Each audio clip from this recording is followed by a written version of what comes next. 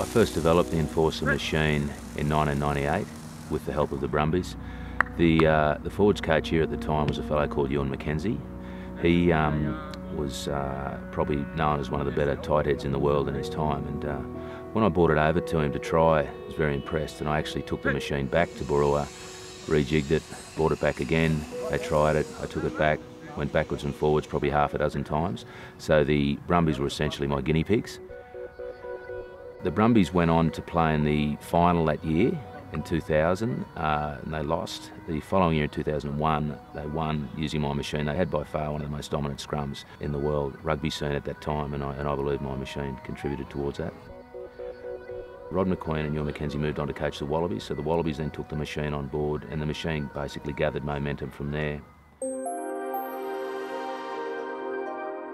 We have different models of the machine, ranging from the Enforcer Pro that's sitting behind me, right down to a machine called the 4x4, which you attach to a motor vehicle, so it caters for all budgets. The machine's compact, it's built on a sled type system, has maximum resistance. You can stall even the toughest scrums, but it's also very much user friendly when it comes to schoolboys rugby, junior rugby. The machine that's sitting behind us here can be used from the elite, obviously being the Wallabies, come All Blacks, Springbok, France. It's been used by most nations around the world at some stage or another. Some of them now use it as their #1 machine.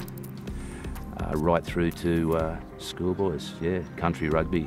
We started a fraction higher in the hips, so we actually came down and through, but not far off it. Engage. Hands 2, 3, knees 2, 3, and squeeze. It has some unique features in that the machine weighs 550 kilos, whereas existing scrum machines before that with a braking system would usually be up around the 1500 kilo mark, or a tonne and a half. And the old theory was that you needed weight to create resistance. I never believed that that was true.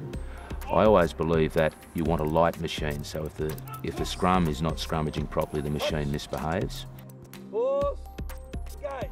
This machine has a dual wheel braking system, so the operator can sit on the seat, apply the brake levers to either side of the scrum. If you're coming against a side that you know has a dominant tight head, you can lock up one roller, and on the engagement the machine will wheel, and you can teach your scrum to drive through that. The operator can change the resistance in a matter of seconds during the course of the scrum, so it's more realistic. And getting back to the fact that it's light, again, it misbehaves, so the scrum has to accommodate that situation quickly.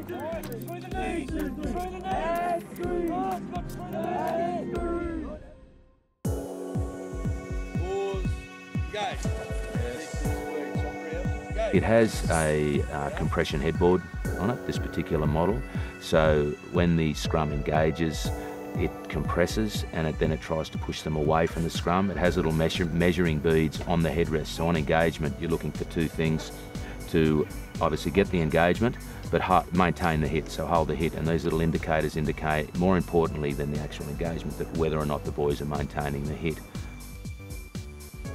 It has a hydraulic wheel system on it, transport wheel system. That is great for a number of reasons.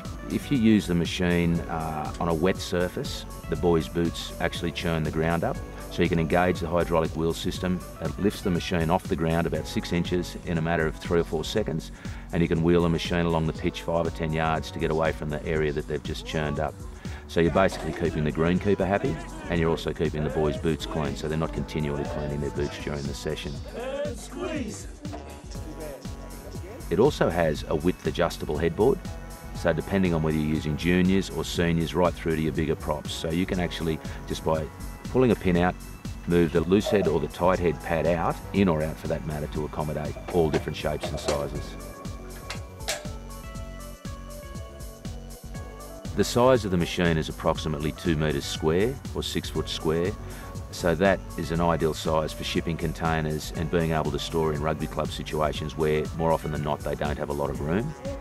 The headrest comes off the machine to make it more compact again. It's ideal for exporting.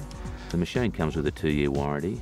We have all the elite sides in Australia using the machine, from the Wallabies, all the Super 15 sides use it, right through to some of the more reputable school sides and the juniors. I really think you'll love this product.